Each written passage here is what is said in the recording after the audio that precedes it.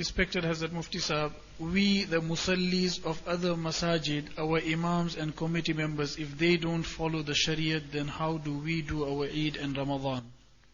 This question that the musallis of the different masjids encounter difficulties and hardships with the trustees and the management of the masjids is not only in one or two areas, it is probably a common problem in many parts of UK.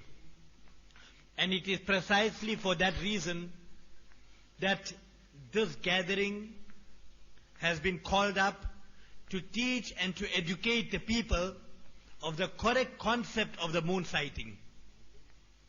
And the solution to that problem is that these kind of gatherings should be held in more and more places, and there should be a greater awareness and an educational campaign to teach and educate the people. The trustees of a masjid, they have an amanat in their hands. It's a trust. A trustee got a trust in his hand. It is amanat. It is a responsibility. He has to ensure that the running of the masjid, the management of the masjid is conducted according to the Sharia. And for that, it is compulsory and fard upon the management and the trustees of every masjid to go and inquire from the Ulama-e-Haqq what is the correct Shari perspective of the moon sighting and implement that in his masjid. He cannot just sit back, rely on information. He should go out and make his individual effort and inquire what is the right thing in Shariat. Implement that in a masjid, promote it in the musallis, and not confine it to there, but even go beyond that and ensure that what is the correct rule in Sharia, the principle in Sharia, he should promote that as far as possible, to the best of his ability. If he is negligent in that, then he has failed in his responsibility as a trustee of the masjid. Jazakallah. Respected Hazrat Mufti Sahib, one alim said that if we leave the following of the sighting of Saudi, then we will be disrespecting the honor and the sanctity of Baytullah and Makkatul Mukarramah. It is unfortunate that I would disagree with that. For sure, the respect of the Haramain Sharifain is an integral part of our deen. How can a person be a Muslim, true Muslim, respectable Muslim, if he does not have the respect of Makkah Mukarramah in his heart? How can a person be a true and honorable Muslim if he does not have the respect of Medina Munawwara in his heart? How a person can be a true and honorable Muslim if he does not have respect for the different places of the Haramain Sharifain?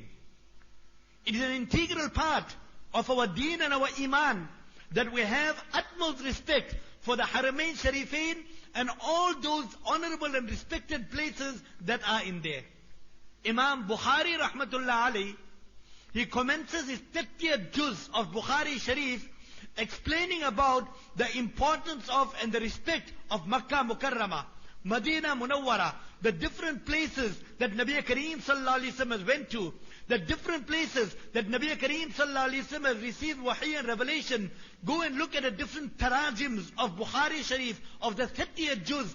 Imam Bukhari Rahmatullah Alayhi have elaborately discussed that issue. So, respecting Haramain Sharifain and the different areas of the Haramain Sharifain is an important and an integral part of our deen and our iman. However, this does not mean that we should digress from the laws and the principles of the Sharia that are set down by none other than Nabi Kareem Sallallahu Alaihi Wasallam. We would respect the Haramain Sharifain for the sake of Allah. We would respect the Haramain Sharifain for the respect of Nabi Kareem Sallallahu Alaihi Wasallam. It would be an embarrassment that on one side we claim that we have respect for the Haramain Sharifain, but when the hadith of Nabi Kareem Sallallahu Alaihi Wasallam is in front of us, then we give such interpretation and have total disregard for the proper explanation and understanding of the hadith of Nabi Kareem sallallahu alayhi wasallam. What type of respect is that? True respect would be when the hadith of Nabi Kareem sallallahu alayhi wasallam in front of us, we say, Amanna wa sallamna wa saddaqna. We obey, we believe. This is what our Habib sallallahu alayhi wasallam has mentioned, and we will go by what Nabi Kareem sallallahu alayhi wasallam has told us to do. This is the same question that is in Urdu. The similar question has been asked in English. Respected Hazrat Mufti Sahib, some people say that when we perform the Hajj, then we look at the sighting of the Saudis. So some ulama say that we are trying to say that if the Saudi moonsighting is incorrect, then the Hajj is also incorrect and incomplete. This question is based on the wrong premise. The criteria of Hajj being correct and incorrect is not altogether dependent on the sighting of the moon. There is a hadith that is mentioned in Tirmidhi in Kitab al-Hajj. Nabi Kareem sallallahu alayhi wasallam is reported to have mentioned, Al-Hajju ma yahujju nas. Hajj is on that day when all the people perform the Hajj. So the criteria of determining Hajj may be the moon, may not be the moon. But the validity and the sihat of Hajj is not altogether dependent on the sighting of the moon. If all the people go and perform Hajj, and on that day when they're in the plains of Arafat, in the sight of Allah, according to the hadith of Nabi Kareem sallallahu alaihi wasallam that I mentioned to you, the Hajj will be absolutely correct and valid. Respected Hazrat Mufti Sahib, some Muslims who are bayat to some shuyukh or markaz or Darul Ulooms or Islamic institutes, they say that these shuyukh have a lot of taqwa and are very pious, therefore they cannot be incorrect. Unfortunately, I would disagree with that. And I would think that it would be biased and it would be prejudiced to think that some shuyukh, because they follow the Saudi sighting and they are people of taqwa, so we should follow them. Then aren't there other shuyukh on the other side that also have taqwa and also have piety? And they do not follow the Saudi sighting. The criteria of following is not the shuyukh. As far as the shuyukh are concerned, we would have the utmost respect for them. They are our guides when it comes to ruhaniyat, when it comes to spirituality, when it comes to seeking guidance, in gaining the closeness and proximity to Allah Tabarak wa Ta'ala. Most certainly we would seek their guidance and we try to get closer to Allah Tabarak wa Ta'ala. But however, if the shuyukh have to say one thing, and which is in complete contrast, different and in contradiction to what the hadith of Nabi Kareem sallallahu alayhi wasallam has to say to us, then we are bound as Muslims to disregard what our shuyukh say and go by what the hadith of Nabi Kareem sallallahu alayhi wasallam has said. It would be completely unjust to Nabi Kareem sallallahu alayhi wasallam and the hadith of Nabi Kareem sallallahu alayhi wasallam to disregard the hadith of Nabi Kareem sallallahu alayhi wasallam and follow what my shaykh have said.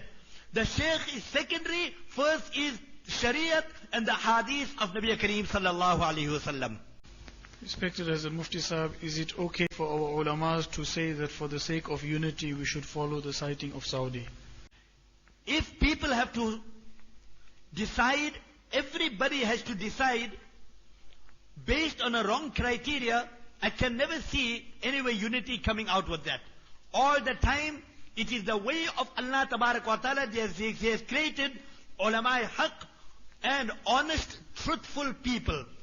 And it is mentioned in the hadith, Nabi Kareem sallallahu alayhi wa sallam had mentioned that my entire ummah will never unite on wrong and evil. Which means that if anything is abundantly, clearly, blatantly wrong, then Islamic history has also shown that the entire ummah have never made ijma on something that was wrong. If one part of the ummah have done something wrong, there was always, through Islamic history, we understand that Allah Tabarak wa Ta'ala created a group of people that corrected the people that were wrong. So, the criteria of unity is not following something wrong. The criteria of unity is following that which is correct and right in terms and in principles of the Sharia. MashaAllah, we thank Hazrat Mufti Sahib. Firstly, I would like to thank all the ulama for taking out the time and traveling far distances and coming here to enlighten us on this important issue.